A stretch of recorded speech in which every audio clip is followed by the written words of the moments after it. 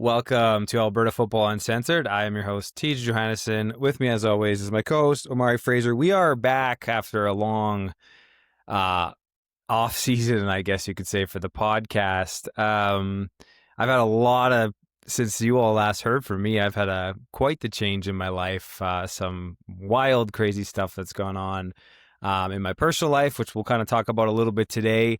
But we're excited to be back doing this. I know Mike's been kind of holding the fort a little bit with some of the stuff he's been doing, so good on him for kind of keeping people entertained. But at the end of the day, this is the OG podcast, right? So we're going to be back here and reminding people that we're still here. We still love the league. We're going to talk about a lot of good stuff today. Dive into the kind of wrapping up of last season, kind of what we're going to move into this season, some of the signings we've seen from people so far, and then some stuff that we think each team might need to kind of move forward. So a little bit of a mix of some personal stuff that's been going on that we think is pretty entertaining, and then some deep dive into the league. We just had the AGM. I believe there'll be a schedule released shortly, and hopefully that's sooner and later. Omari, man, so good to see you. It's been, like I said, it's been a long time. We were trying to work out a good time to do this. How have you been? How's your Christmas season been? What have you been kind of up to in your off season?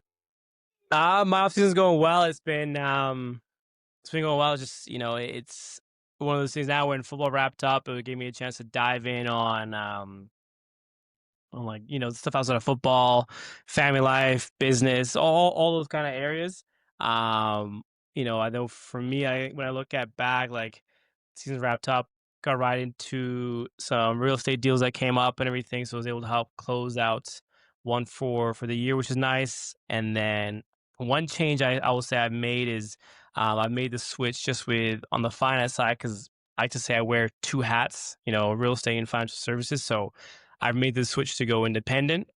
I've recently just resigned from the last firm I was with, World Finance Group, and now made the move to go independent. So I'm in the process right now where transfer my license and establishing new contracts with the carriers, all that behind the scenes stuff. And then the goal is to be up and running independently here for January. I can let our loyal fans of AFU know that it's the new trade name and business name and brand I'll be going under is Newfound Wealth.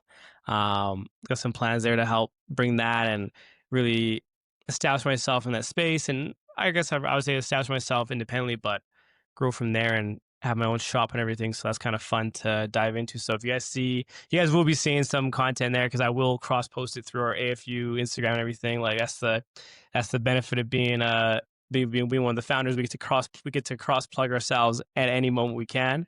But that's kind of what's been happening for me and on that side of it. But I know for me it's this business as usual. But I know Teej, you have the big update. You're now in a spot here where you're impacting a big change and doing a lot of big things, and your voice is now extra weight to it.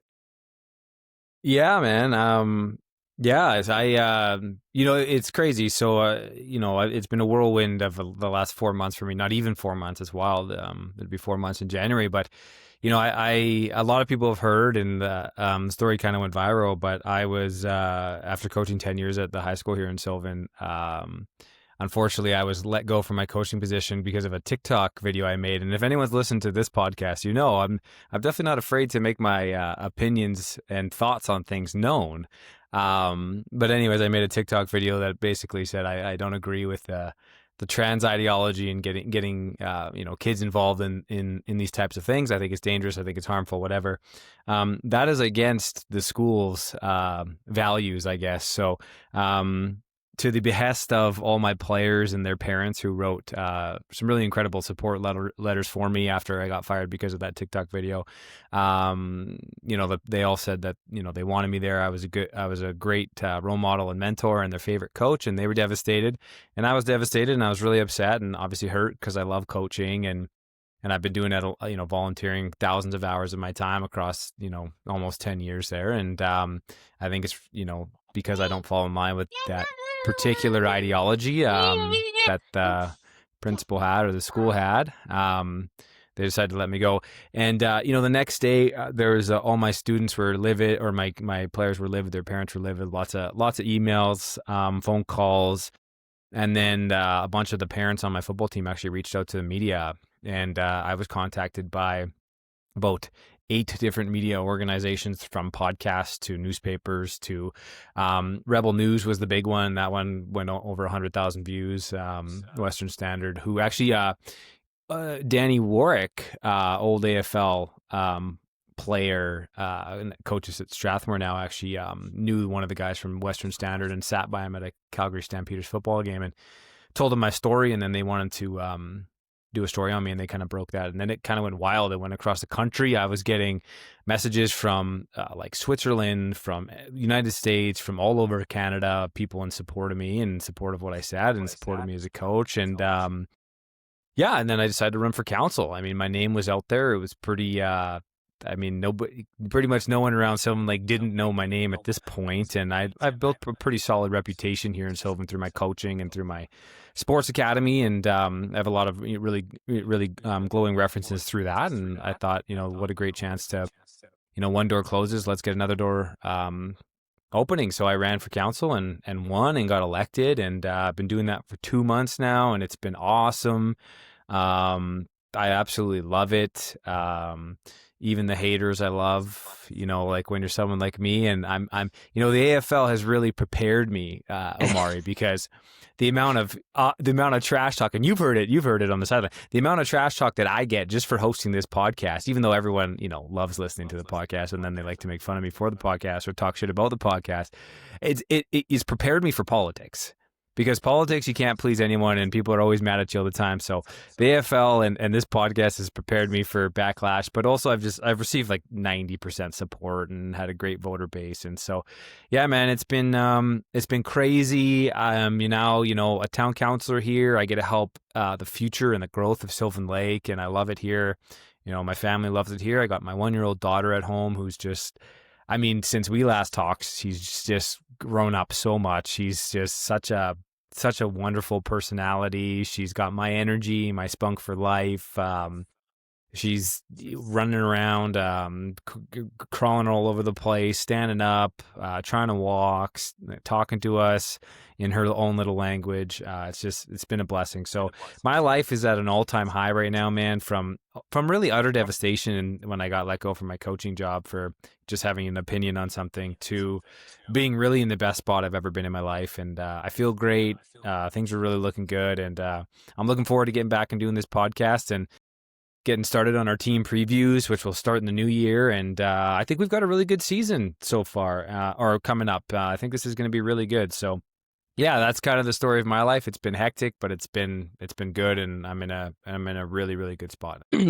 That's awesome to hear. And I love what you said, where AFL's not prepare you for politics, just with the competition, the trash talk, and all that stuff. Like, what better playground to refine the talents to be able to take it to the political side. And like, funny you say that too, because when you're running too, I was watching your campaign and everything, and how you're running. And one thing I would say I really appreciate with how you ran as you're entering your political career is where you don't shy away from anyone, like anyone says a comment that's like untrue, whatever. You're really hitting with the facts, like bang, bang, bang. And I think that kind of leadership now is really what everyone appreciates, because you can look back go from COVID to now, like there's been a lot of deception and everything, but you're hitting everyone with the straight facts, the truth, and everything, nothing but the truth. So, that's one thing I've really appreciated, even though I'm not in your region, but I'm sure that kind of leadership is going to really help accelerate you to potentially, the county, provincial, federal, you never know. Well, I appreciate you saying that, man. And yeah, like, I'm a straight shooter, that I think everyone that listens to this podcast knows, like, good or bad, I'm a straight shooter. I'm going to tell you how it is. And I really did want to campaign on being genuine and just being honest, and as honest as I possibly could be. I was honest with my morals and my values. I was honest with what I believe in. I was honest with what I don't believe in. And I think that resonated with a lot of people. And, even speaking out about, a controversial issue like trans ideology with kids, people like that I'm not afraid of backlash or not afraid of the consequences, and I'm not going to back down. And again, I think anyone that's ever played against me it's such a parallel between football and life, right? Like, I am on the football field who I am in real life, which is I'm not going to back down from anybody. I'm going to always get up. I'm going to tell you how it is. I'm not afraid of trash talk. I'm going to be in there. And I'm always going to be honest. And I think that's, you're right. I think in politics, I kind of campaigned on not being a politician, because I'm not a politician. I'm just a human being and I'm just going to keep being myself. And my whole plan was, if I can be genuinely 100% true to myself during the campaign and I get elected, then I know I got elected for being me, and then all I have to do is continue being me, which is awesome because I'm not. There's nothing I'm better at than just being myself. So I appreciate that, man. And now let's flip the script into the what everyone wants to be here for the AFL preseason or off season now heading to 2026. A lot of excitement, a lot of stories, a lot of, I guess, new management coming in. You got a story for a three-peat, underdogs. We got a lot happening here. We got a lot of good storylines upcoming here in the 2026 season that I think will come to a crossroads. So we got to start diving into that. Is there a particular area that you want to dive into first? Well, I guess first off, a really late congratulations to the Gators. I mean, what they're doing right now is just unprecedented. We've never seen this level of dominance for 2 years in a row. Like, not in my time anyways, like maybe back before my time, my first year was 2010. And there've been good teams along the way, but this level of winning has been incredibly impressive. I mean, it's not just the fact that they haven't lost a game since they've come back, and they've won back-to-back national championships, including one on the road in convincing fashion. But it's the fact that they haven't had a close game. Like, they win by 30 or more every single week they come out. And it is so hard to do that. It doesn't matter how good of a football team you are to consistently come out and execute at that level. Like, how often, like in my life, a ton of times the team that wasn't as good has been able to upset a really good team on a day where the really good team wasn't prepared. But that Gators team is prepared at a different level than everybody else. And that's, that starts at the top with Kurt, who obviously is passionate. The guy wouldn't be doing what he's doing if he wasn't passionate, if he didn't love this game. The fact that he's coming back again is a shock to me. I underestimated how much, obviously, football means to him and how much he loves the game. And to have his guys prepared week in, week out, the way that they're prepared to execute the way that they're supposed to execute week in, week out, regardless of how much talent they have, that is not an easy thing to do. And I think, to me, that's the most impressive thing, is just their ability to execute every single play, every single quarter, every single game for 2 years straight. I've never seen anything like it in my football life. So I think that's the first thing. Just big congrats to them, and it looks like they are going to run it back. And I mean, good on them. I think, why not? Keep going till you lose, I guess. And I think Graham Potter said that in a Facebook stat. He said they'll keep playing as long as they're winning. Which, I mean, when you're winning, winning's fun. That's everything. But now every other team has the angle of like, hey, what do we need to do to beat the Gators?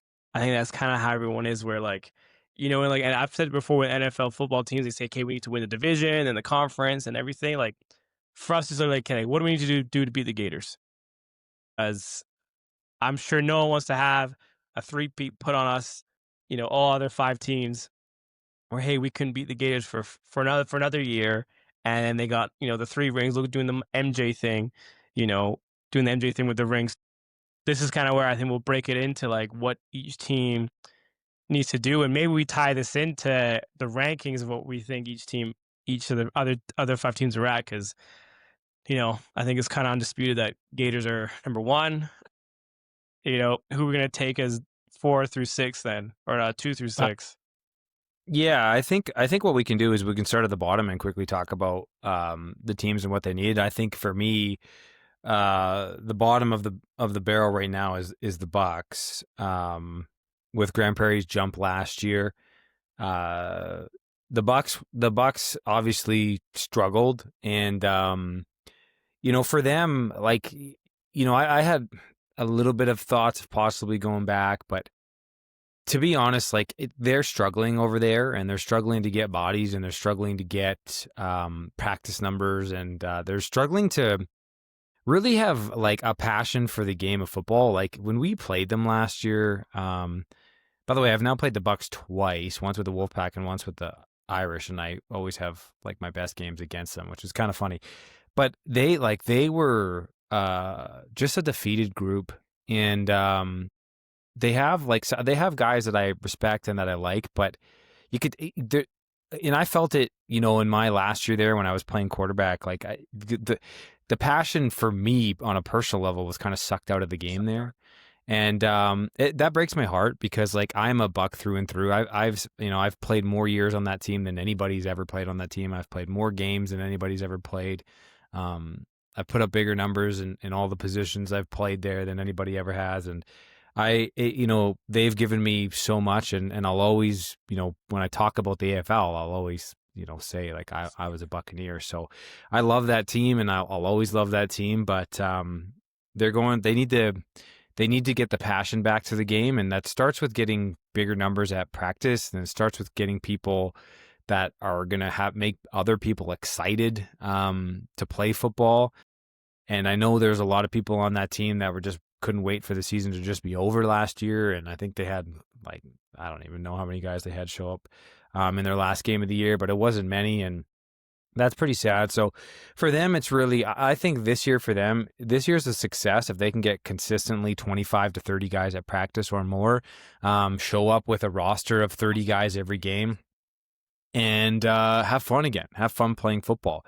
They're not going to be good. And I mean, they're just not, they're not going to compete with the Gators and the Irish and the level of the teams that we're seeing in the league right now. They're going to finish in last place. And you can take that to the bank. But, I hope that they, use my words for motivation. I hope they put it up in the bulletin board. I'm being extra harsh on purpose because I do want to see them excited, and I want them to have motivation to play. So they can put a picture of me up there and with my quote that I just said, and hopefully that kind of fires them up, and we just get some more passion in that team. Like when we played them last year and we looked across and there was 14 guys out there warming up, like it's kind of disgusting. So that's a legendary franchise that's been around forever, and they need to pick it up. And I think for them, a win is just getting numbers and getting guys having fun again, and then kind of slowly build up through the next few years with a young group of people. What are your thoughts on the Bucks? I like the way you said they were getting numbers, because to try and go from where they're at right now, where it's 14, 12, 15 guys showing up to games, to being a contender, you got to take in steps in between. So I think do whatever you need to do to get the most numbers out, and have everyone get a taste of the AFL. Everyone get a feel of hey, this time next year we could be really good, and have everyone buy into that. Hey, we're just having fun. It's fun having 30 guys. No one's having to do Iron Man on every single special teams, O&D and everything, and really buy in and build from that place. I could really see them in year 2 of that rebuild really really loading up, because that's kind of where to go from where that to contender. It's just so tough to do, because you really need the community to buy in. You need guys to come out, rebuild the culture, start from the ground up, and just, I think, practice numbers and just driving that home of just hey, we all show up to practice 3-day, growing up 25 guys, 30 guys, and that's the start. And that can cannonball into other things. So I like that. I know they just posted that they had some signings, they had some lineman signings. So a good place to start. You can't go wrong with linemen. Linemen are gold in the AFL or in any football league. Linemen are gold. So, guys, Well, those guys, those were guys that were on the roster last year. Yeah, those are returning guys. Hey, good players. I like those guys. I think Cody was one of them. Yeah, and they had that big stud from university that they posted there. Yeah, and they look, the people that Cody, who was posted as the lineman that's returning. I mean, that guy's a warrior. That guy's been coming to play football, since I came back to the team, and he's there every practice pretty much, and he's at the games, and that's a guy that they can build around. That's a guy that can be the leader of that team. That's a guy that can bring that team up and motivate those guys to get better, because just him, the way that he goes about his business is motivating in of itself, in the way that he shows up and goes to work and works hard every single play. He was an offensive lineman for me when I played quarterback there for them. So and I really appreciated everything that he did for me and keeping me safe back there. So they've got some good core players. If Brett goes back there this year, I mean, they he's a superstar. So as long as and I'd like to see him maybe go back to play quarterback if they can't get somebody else, or they might be able to. But I hope that they get some new uniforms this year because it's time. We've had the same uniforms for quite some while, especially those reds have been around for 10 years now. So I'm looking forward to kind of seeing some more enthusiasm come out of the Bucks. So hopefully they can get that. Next, I mean, this is tough. So so if we're going off of last year, this is crazy to say, but it might be the Jets that are coming in at that fifth place spot because they were just unimpressive. And I mean, the Cowboys beat them twice, so I can't put them ahead of the Cowboys. The Pack were really coming on last year, so I think I've got them up. But for me, it would be the Jets. And I think that they've been really quiet, and that's a little unusual. I mean, if I recall correctly, it's almost like every year at this time, the Jets have already posted multiple signings. So there's one of two things. One, they're either flying under the radar, which is kind of where I lean to, knowing who runs that organization and how they were not happy with last year. I think they kind of want to be this under the radar team, or two, they've signed nobody. But I think it's actually the latter. Or the former. I think the former. I think they're kind of just staying quiet, and I think the Jets are going to come out. If they can fix their quarterback position, I can't imagine Rayshon's going to come back this year. But they need to fix that, and they need to fix their offensive line. I mean, their offensive line really struggled last year, and they just couldn't really get things going. Offensively, defensively, they're always strong. I mean, you're anchoring back there with Dez in the secondary, and he's always gonna ball out. And so you've got some good pieces there on defense. So the Jets are kind of like, what are they doing? They could be a team that finishes second to last, or they could be a team that finishes second, right? So it's just hard to know at this point. They need to make some big improvements on the O-line and the quarterback position, and if they do that, then I think they'll be really good. I think the fair thing to say is that we know the defense will always be anchored by their D-line. I think that's one thing that's stood the test of time, and the way Teej really builds his team. He knows all fronts on the line. He's going to really make sure they come out anchored out on the defensive line. I think what will take the Jets from where they are now to a higher place finish for next season is if they can complete the offensive side. Right? Because that's the thing now where I think every team knew going in, like, all right, like offensively, our defense can match it, but it's like, hey, what can our offense do to get 2 touchdowns, 3 touchdowns, just to try and give us some separation? Because that's another thing now where look at the Jets just defensively. It's like, all right, it's going to be a physical game, physical battle. Our offense versus their defense. Like, we just got to figure out ways to put up points. And then when I think every other team where it was, okay, our offense, when it was their offense against our defense, hey, we can really stop them. We can really limit them. Because in the previous years, they were the workhorse where they had running backs that were just running over everybody. Their line was just driving people back 5-10 yards at a time. So I really think if they can complete that team of, I guess, the offense, because they always had strong specials, even with this being their down year, strong specials. So they fix their offense to what they would like it to be, and I think the standard I know that Teej is gonna want is to have it be something that's gonna put the Gators to the test.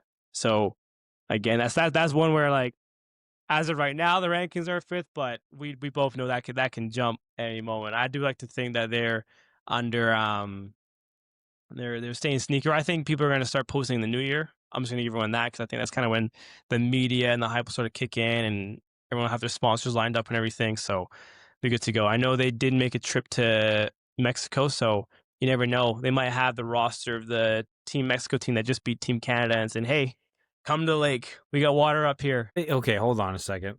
I saw that, and I saw that Mexico beat Canada, and I'm like, what the fuck is going on here? Like, did you? I didn't see any of the game, but like, what? How did Mexico beat that team Canada? Like, I don't even. I don't. Do you have any understanding of what happened? I watched a bit of the game because I was watching it bit by bit, and from what I was watching, because I was watching in and out, was Team Mexico's offense could score at will on Team Canada's defense, and Really? That is. I was just like, I was watching it, I was like, oh, like I like watch it for a bit, do something else, and come back, and like, oh, Mexico's up, and we tie it. Mexico's up again, and I'm like, oh, like I'm like, okay, like what's Team Mexico doing here? I guess they really came to play. They looked very cohesive. They had a very good O line. That was the one thing which, when I was watching how they were just like some of the size of those guys, I was like, okay, like, these guys are good. They're playing well. Offensively, they were moving the ball well. The QB's making good decisions. A lot of stuff was going right for them. When I looked at Team Canada defense, like it's tough because like all those guys on that team are all ballers. Like we know them. We like handful of them we all played with and played against, and it's just like I marked it up to like cohesion, where I didn't feel like as a defense we weren't, and maybe as a team weren't as cohesive enough. There wasn't that gel time to come together where I felt maybe for Team Mexico they were gel. They were a smooth engine right from the start. Maybe because they had more games in between their nation or their leagues. That was just the thing that really stood out to me. You know, I know that's, like I said, quick interjection here of that game. I Team gotta Canada, I gotta find that to see if I can watch it somewhere because I it's just I don't understand. I didn't know that Mexico had good football players, but like I don't even really care about Mexico. Like that Team Canada team, like that loaded. defense is just ridiculous. And then on offense, they've got Chris Merchant and all these super studs. So I don't know. I don't know what happened there. I'm sure they're disappointed. I woke up and saw that and thought it was AI. To be honest with you, when I saw it, I was like, oh. Mexico just beat Canada, Team Canada in a football game. I don't know. That's like us beating them in soccer.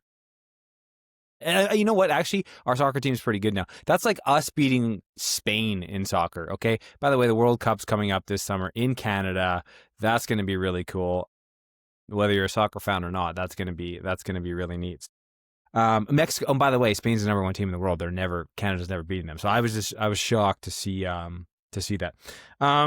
Okay, next, this is going to be slightly controversial, and obviously, if we all remember, I had quite the tiff with Peace Country in that team last year. So a couple douchebags on that team that I didn't like very much and called them out a few times. So, but this has nothing to do with that. I just don't think they're that good. So I'm going to now rate them as the next team we're going to talk about. So I have them as our 1, 2, 3, 4, fourth ranked team out of 6. Mostly because I don't believe in them. I think that they lucked their way into a first round bye last year because they had the easiest schedule in the league. We on the Irish had to play the Gators twice, auto losses, right? If they had to play the Gators twice, they would have been auto losses and they would not have finished second. So they had a lucky schedule. I think they had the Bucks twice, so they had the worst team in the league twice last year. And that worked out well for them to secure a first round bye.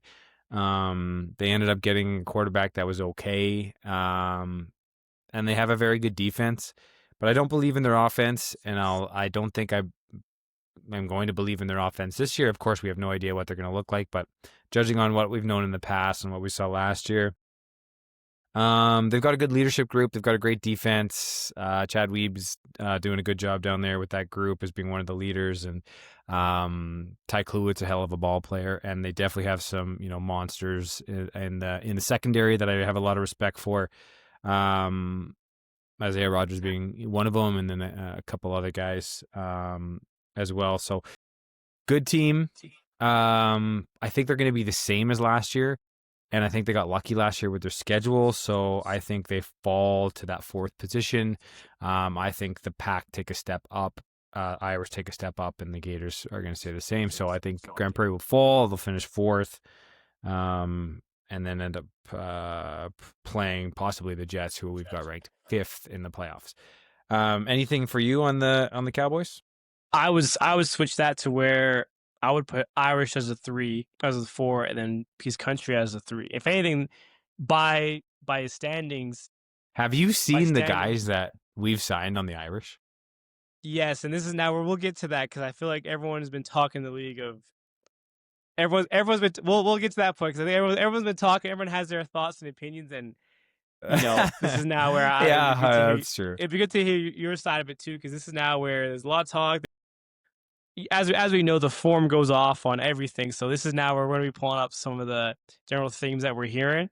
But I would put just, I guess, end of season rankings, Peace Country 2, but because you're not hearing anything, I say in that 3 spot because they did finish well. But then now when you're looking at like what do they need to head into 2026, it's going to be the same kind of thing the Jets need is an offense that puts up points kind of at will or can really help the team because their defense, like I think their defense was a stat leader because they had guys that were all Dominic Fudge, Soji, they Very were good all just defense. stat leaders. So like they had guys who came to play, and I believe they're gonna get another bunch of young group guys to come in from U Sport and Junior. So I like their outlook defensively a lot. Offensively, that's the question that comes in because you got to get Tyson the ball. I think they got to get their front seven for their offensive side locked down, and then they could easily flip the script. So we'll see. I know Chad's got a good reins on it, but I like their outlook of attracting young talent that they have.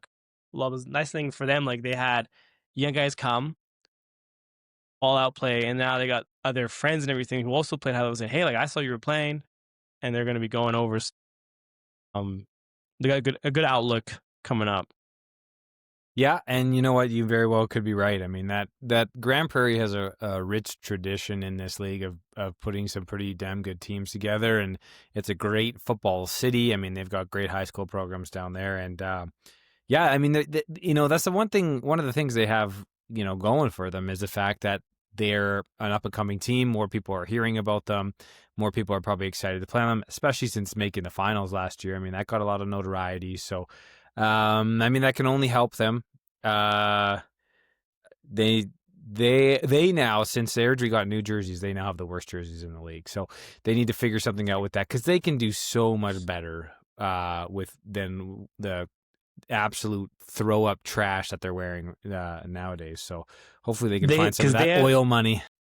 Yeah, they got especially that oil money because they got the black and the whites. That's kind of what the two they got. Right? Yeah, and it's like this weird orange, man. I don't know. I would like to see them go like Cincinnati Bengals orange, and then like if you're gonna go orange, like go orange, right? Like be unique. I just don't. I don't like their uniforms. I don't think their whites are fine. Their blacks are kind of shitty. I don't know. It just doesn't. It doesn't appease the eyeball that well. So, yeah, they could do well. I hope they do. I really think 2026 is going to be a year where the Gators are pushed more. And the rest of the league, besides the Bucks, is going to be pretty damn close. Next up, third, I would have you guys in the pack. So we'll talk about the pack.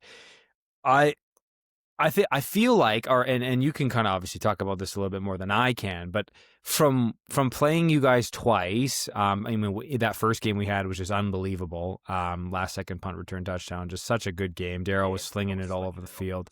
That's a fun game to even just go back and watch. I thought that might have been, game of the year. Yeah, game of the year, 100%. Yeah, that game. It was just so entertaining, and with a lot on the line too, and everyone's raving about. They're like, oh my God, Phillip Rivers at 44 years old is coming back to play football. That's insane. I'm like, are you kidding? Like, has anyone talked to Daryl Leeson here? This guy's like 63, okay, and he's still out here slinging the rock like nobody's business. So 44 is a freaking spring chicken compared to what we've got going on here. And I would argue the way that I saw Phillip Rivers throw the football yesterday, quack quack quack, I would argue that Daryl Leeson might be slinging it even better than Phillip Rivers.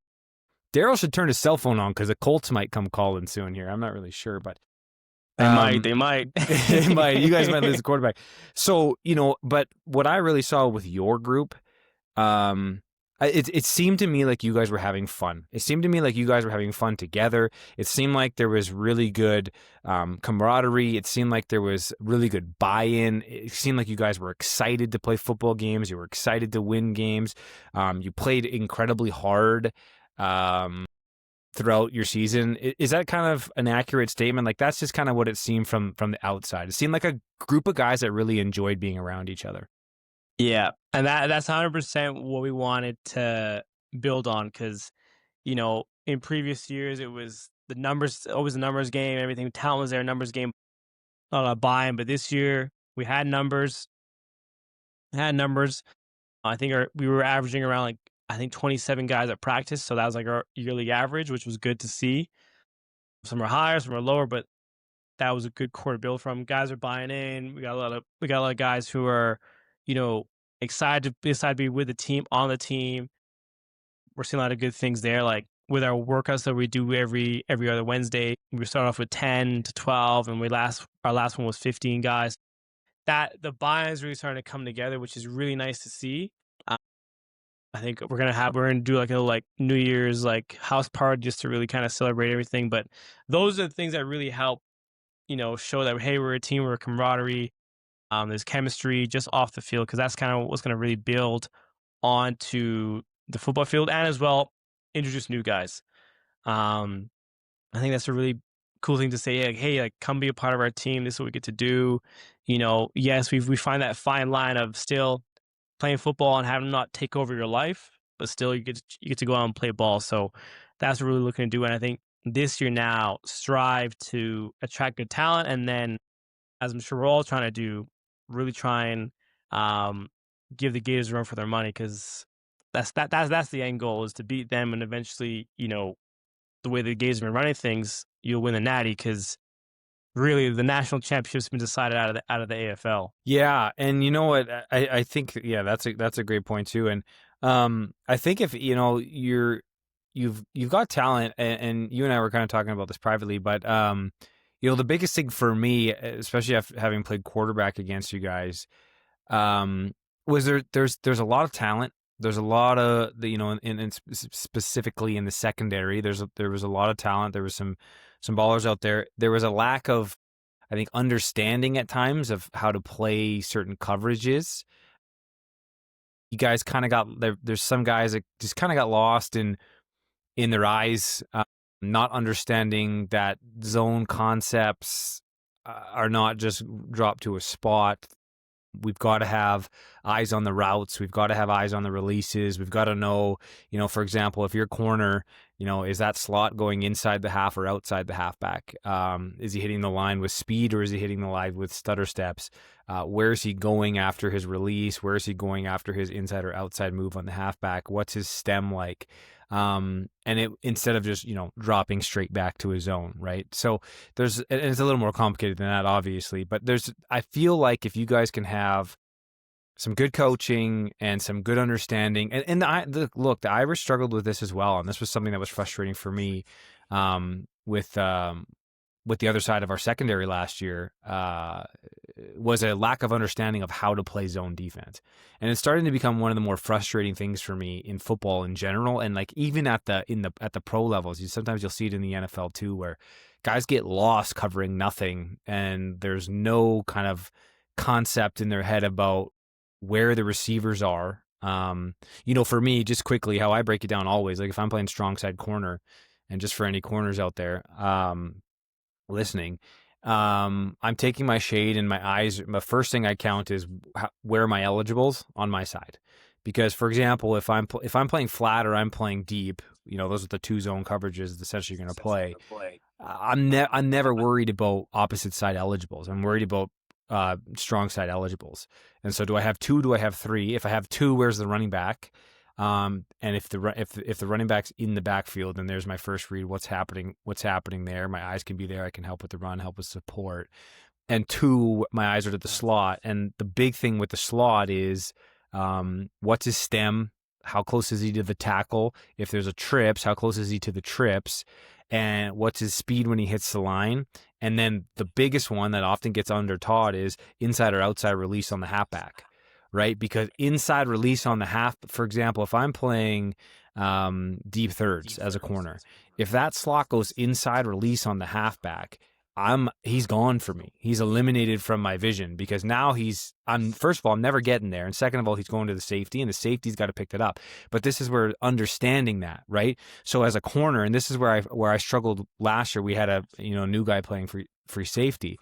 If the halfback went, or if the slot back on my side went inside the halfback, I left him. So what I mean by that is I'm going to stop my drop, and then I'm basically going to man up against the wideout. And if he does some sort of in route, I can go with it, or I can kind of hang off and trail on the flats, or hold my zone. But if he goes, or wait for the corner route from the inside trips guy if he's there. But if he goes inside that halfback, and the safety doesn't recognize that, then that guy is going to run wide open for a touchdown. And this happened multiple times last year, right? So it's really important, and I'm just saying this is kind of a fun teaching point as well for anyone playing DB, but safeties, you have to be on point with your corner, and you both have to understand that, and you have to be able to communicate inside releases from that slot. And then those eyes got to go there. Too often against the Gators, because Chris is so good and these quarterbacks are getting so good at looking off, our safeties are taught or are still thinking to follow eyes, right?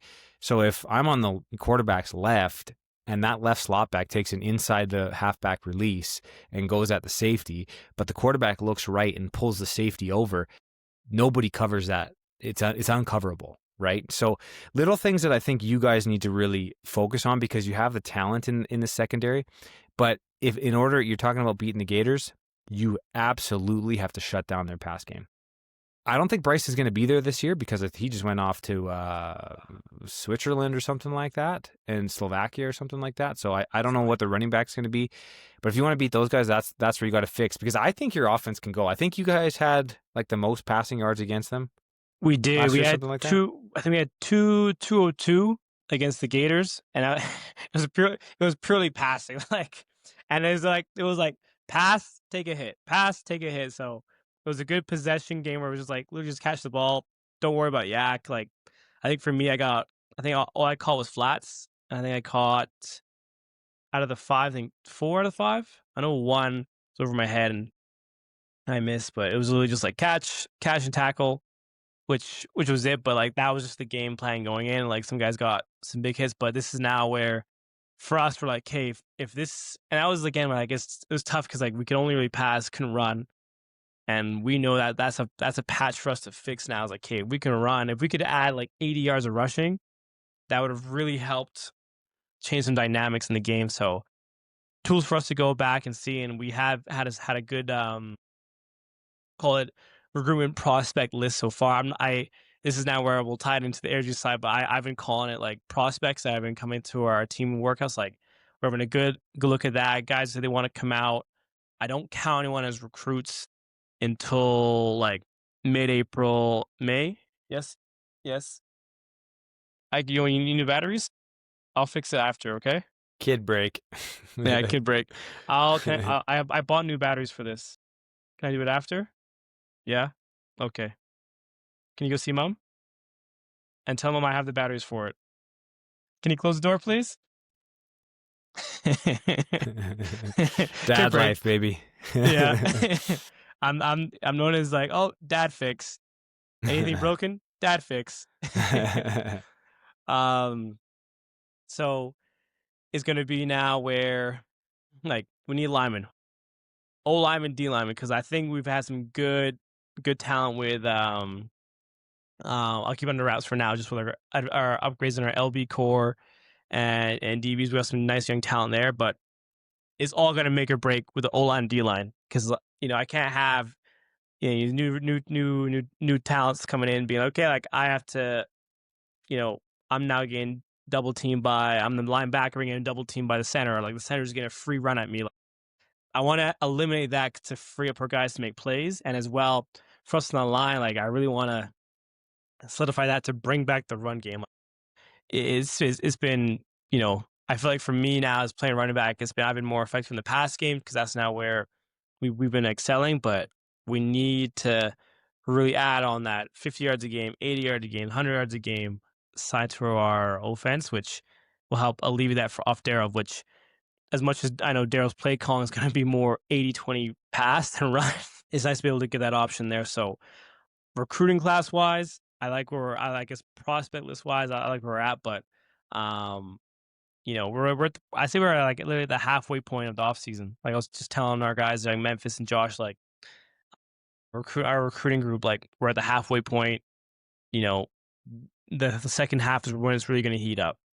So so when the winter workouts come in, all the other stuff comes in, and we want to add guys to our community or collective of guys want to play. So I think we're looking good, and this is now where I like where we're positioned because I think everyone's in that spot to where like, hey, if we do a really good job of the recruiting, take it into a good training camp, I like to see us as be able to compete with the Gators and give them a run because in my head, I'm like, hey, maybe we lose to them in the regular season, but then we take that, get hot into playoffs, and can give them a good run for their money, maybe in the finals, semifinals, however the bracket goes. But it's all about getting hot at the right time. Yeah, and I think like you guys said, like I said, when you have that kind of team camaraderie, and people can see that, and especially from the outside, and people want to be a part of that. I think that's a big part, of this league is people do. Yeah, we want to win, but people also want to have fun while doing it because we're out here risking our bodies to do that. So I think that's important. I think you guys are building something really good. I'm excited to see. Um, I always want the Wolfpack to do well. Like the Wolfpack and the Bucks are the two longest standing teams in the league. And, I've had many battles on the Bucks against the Wolfpack, and I've had one battle being on the Wolfpack against the Bucks. So, and I enjoyed my time in the Wolfpack. So I always want to see the Wolfpack do well. And, you got to have a lot of respect for Daryl and Rob Sherman and all the work that they put into that team too, to kind of keep that team going. So looking forward to seeing that. Okay. Probably the most interesting team of the offseason would be the Irish, my team I played for last year, and the team that I'm most likely going to play on this year. There's a slight chance that I'm very much debating if I play this year. There is a chance that I actually don't end up playing. If that is the case, I'll still be very involved in the league and checking things out, and we'll still be doing the podcast and all that stuff. But I have recently, with my new town council job, my life's gotten a little busier, and Tuesdays, which are practice days for most teams, I have council meetings, and so I also am in love with golf. And the reality is right now in my life, I like golf more than I like anything else. And so I don't want to get hurt. But I love football, and I'm still, I still think I'm pretty good at it, and I want to. So it's tough for me. So there's a chance I don't play. But as of right now, it's probably like 70% chance I do play. But there's a little bit of a chance that I might also sit out this year and reevaluate for next year. But what do you think of all the stuff you've heard? Like, to be honest, I don't have any inside information. I only know what everyone else knows. We got a new president, Neil Mack, who has been, on the ground. He does have a wide range of connections, and he's been a part of the league on a few different teams. We played together on the Bucks actually in 2016, I believe, and he played on the Gators before that, I believe, and so he's been around. And he really is doing a good job with Airdrie and the community stuff they've been doing. We're changing jerseys and logo, which I actually love. I love the new logo. I love the new jerseys. I love kind of the new look. But there's some kind of jaw-dropping names. Jordan Alexis, who's been in this league before for Fort Mac and is a super stud. Jamal Henry, who I played with on the Bucks in 2016 as well, super stud. Is apparently these are Quebec guys. So I'm kind of like I'll believe it kind of when I see it, when they're actually out here, because it's a lot to, I don't even know what I'm gonna do yet. It's November, so people can change their minds and stuff like that. But there's been quite a lot. There's a quarterback that apparently a national level quarterback from the United States. So we'll kind of see. But what are your kind of thoughts? I mean, if all that comes together, they might be the Irish might be the number one team in the league. Yes, and this is now where all everything that I'll mention is all coming off of like what I've heard at the forum and everything. And it's just like these are all big names. Like they're all big names, and I think it's more of a timing thing because I think if Irish was to release these names literally like January 10th, like into the new year, then everyone would be like, I think turning eyes way more because it's like, hey, like season's only what 3-4 months turnaround. Where now it's like, all right, we haven't passed Christmas yet, I haven't passed November Day, Remembrance Day yet. Like, it's too new, too fresh, right? Because there's a lot of time where, like, as we know, the adults, especially as men, like life can happen, life can change. Hey, I got a promotion at work. I can't commit anymore. Like all that stuff comes in, which is now where in our process of recruitment Wolfpack, it's like, hey, you're a prospect. You say yes right now, but you getting accepted in school, getting a job that's gonna change your schedule, that takes you off the list. So, you know, I like to reserve it until like we definitively know and they buy in, which is how we'll do things. But again, it's very good for the new team and new management team coming in to inject excitement because now, especially I know the one that really blew up was with Noah. Noah, I forget his last name. The running Oh, back the out of the running Sun, back from the Sun, yeah. right? Which is now where it's the case where he comes out and like I'm sure he's gonna light it up. And then it's like Christian's like, what's gonna happen with LJ Dyer and everything? You never know. Is there gonna be a 2 running back head? You never know. But then like there's a coach out of the Sun saying he's never gonna go. Versus like he's actually gonna go to the BC Lions. He's gonna go to Europe. So there's a ton of different hearsay, he says, she says stuff happening, which again, Did the which I Okanagan think is Sun the coach said fun he's of not it. going to That's go the to the fun of it, Irish? Sorry, what'd you say? Did you say the Okanagan Sun coach said he wasn't going to go to the Irish?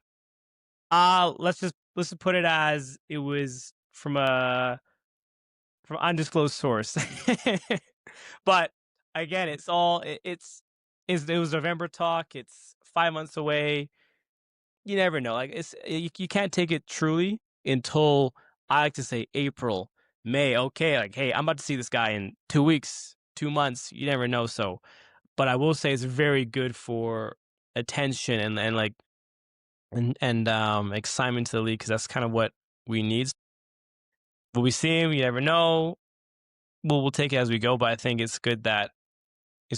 But I think everyone was kind of waiting to see. Like I think when I looked at the form last, I don't know, was it Mike Cush or Kurt that said like, oh, they put up like a bodybuilding poster of of a I guy saw and that, everything. yeah.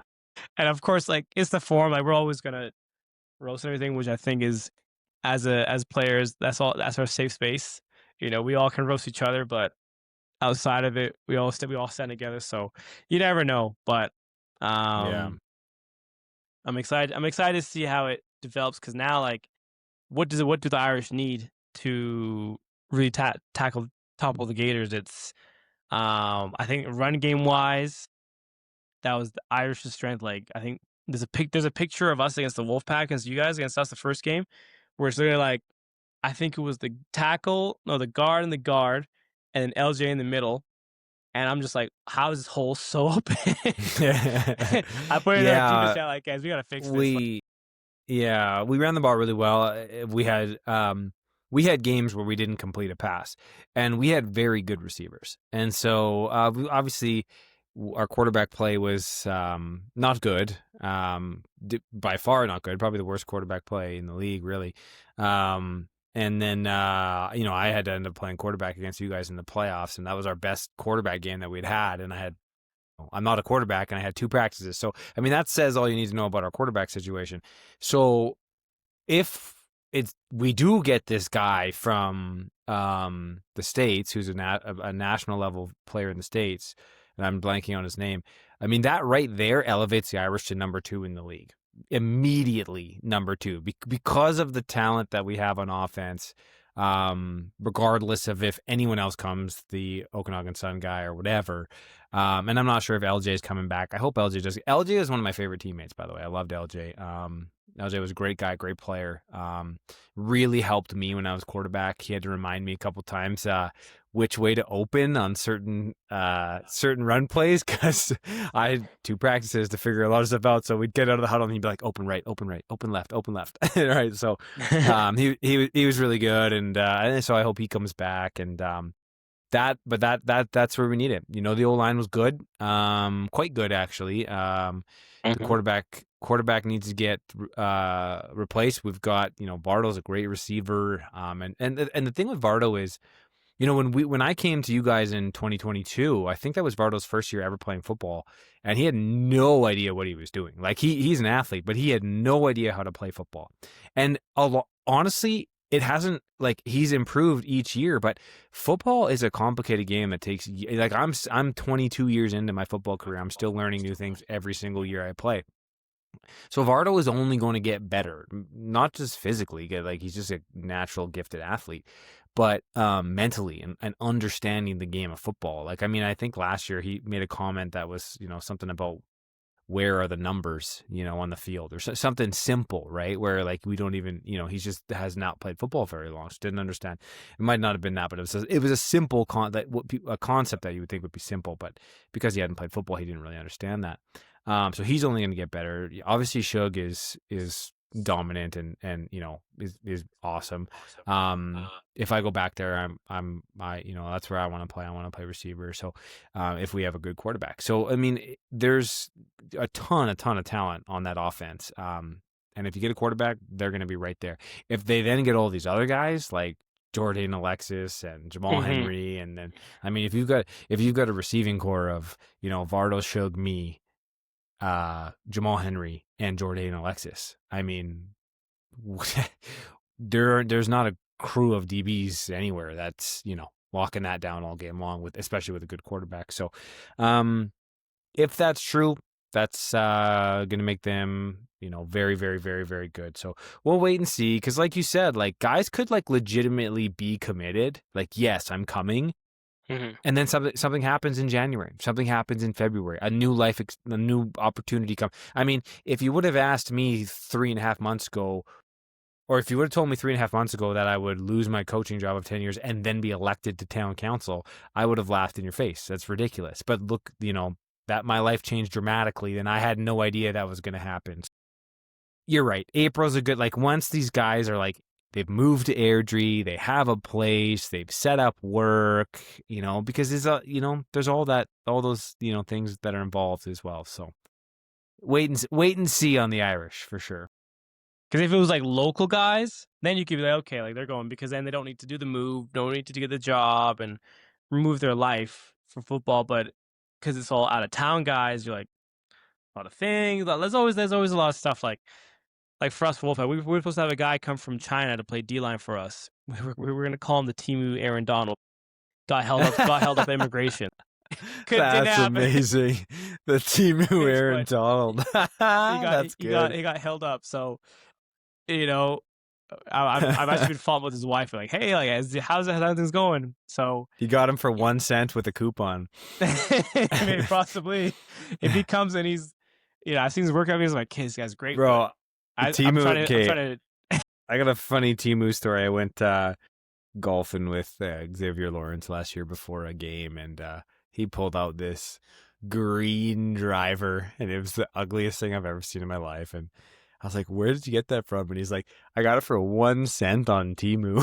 I was like, I didn't even know what Timu was at that time. That was my introduction to Timu, and this driver was just god. But he used it. I couldn't believe it. But anyways, that's funny.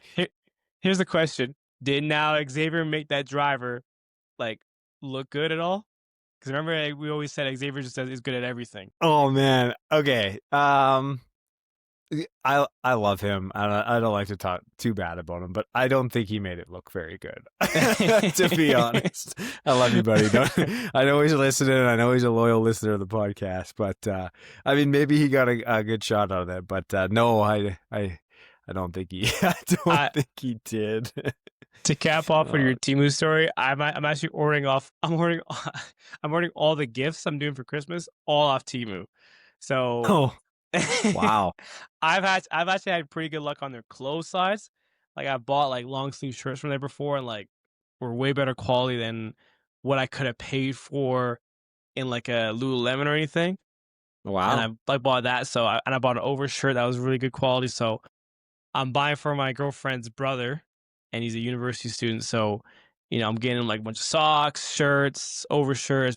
Actually, the backpack I'm getting here.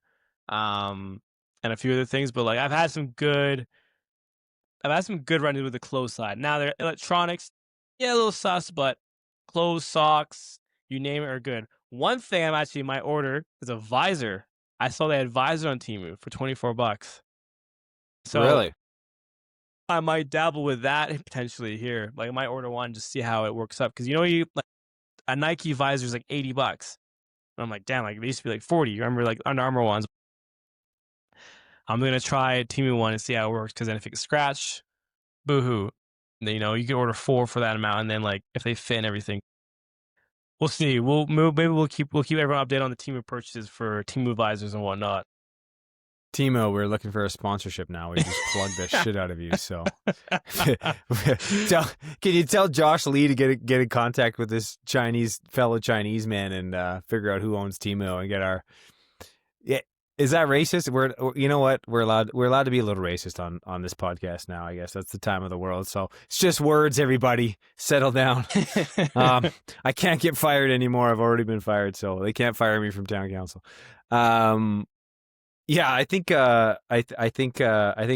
I gotta look into Temu. I haven't bought anything off of Temu, but I get the emails all the time because I signed up. Because once Xavier told me about his green driver and they got it for 1 cent, I did sign up, but I don't know. Seems a little sketchy. Start with clothes. Side of anthrax clothes and go from there. Yeah. Not sure what I'm getting in the mail, so I don't know. They're doing something right over there in China, though. Clearly. What were we talking about? Oh yeah, Irish. we got on a little bit of a tangent there. Yeah, and that's exactly it. So we'll wait and see on that. It'll be interesting to see, how many of those guys actually come over. And but I can tell you, Neil Mack, the new president of the team, is putting in a lot of effort. He's on it. He's on it. He's putting in a lot of effort. He cares, and he wants to bring a national championship to Airdrie, and I think that would be amazing, and I think that would be amazing for the community. And this is Q where the Gators say we already brought a championship to Airdrie, so I can do that for you guys. But you know what I mean. Okay. Obviously, number one, Gators. We've talked about them a little bit. You know what? I'm shocked they're bringing everybody back for the most part. What I've heard is, a lot of their main guys are coming back. Like I said, I think Bryce. I assume Bryce won't be there, but maybe I don't know when the season is because he's going to Europe. Yeah. Different seasons. But here's the thing that I think it's going to really, which is where I think we need to, as other teams, need to account for. The Gators just had five, 6 players on the national team go, and I felt like all the guys who came from Gators played really well. Like you could just tell they've played football recently. Right, and I can really tell, like I think in that Germany game, like Alex Tonge, he was everywhere, and I was just like watching, like, man, I've seen him make plays on film just through our league and everything. I'm sure with his university career, but like he was just fresh, ready to go, and I could see that through other players like Tyshawn, Chris, and everyone else who went, like they were just sharp. So I could really see now. This is kind of where, like, call it a fear, but an eventuality where a lot of those players like, hey, like, where'd you play? Like, obviously those conversations, like, where'd you play? Oh, I played with the Gators here in Calgary. We're back to back, aiming to go for a 3-peat. Like, you should join us. And like, this is what was playing like all of us here play on the same team, and like just that. But you're playing, and it was fun. It was easy. They had that like fresh feel, and you got to like make highlights and tapes, and it brought you here. Oh yeah, why not?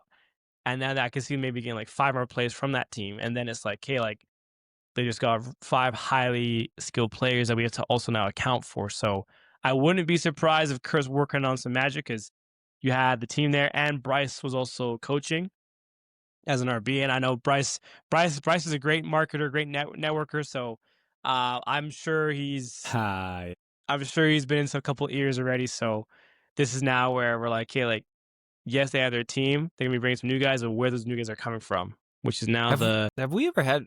I don't think we've ever had Bryce on the pod. We need to have Bryce on the podcast. I don't think we've ever had Bryce on the podcast. Bryce, we're coming for you. Yeah, well, now, especially now that he's over there. And yeah, we need to have him on the podcast.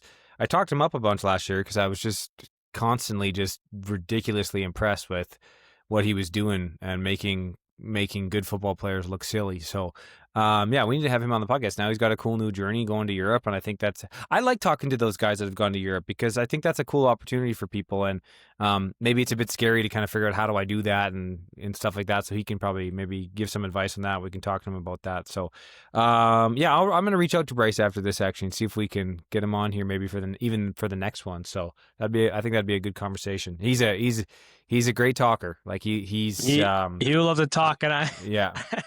I know Bryce personally too, and so I've gone out a couple of times with Bryce during the university days. So he loves to talk. There's a lot of good stories there.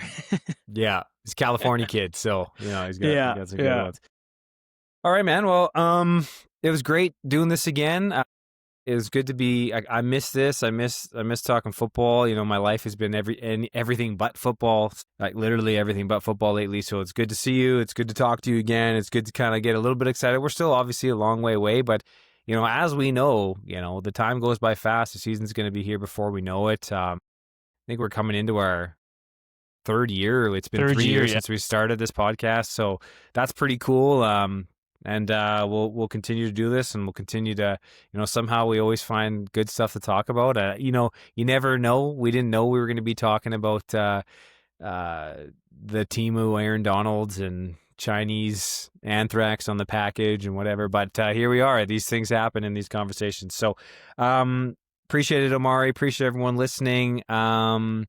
Omari, if you could try to get this up by even tomorrow, Christmas Eve, give something people to kind of listen to. Yeah, I'll get on that for everybody. That'd be great. A little pre AFU Christmas present. Perfect. All right, Omari, close us out. Thanks again, buddy.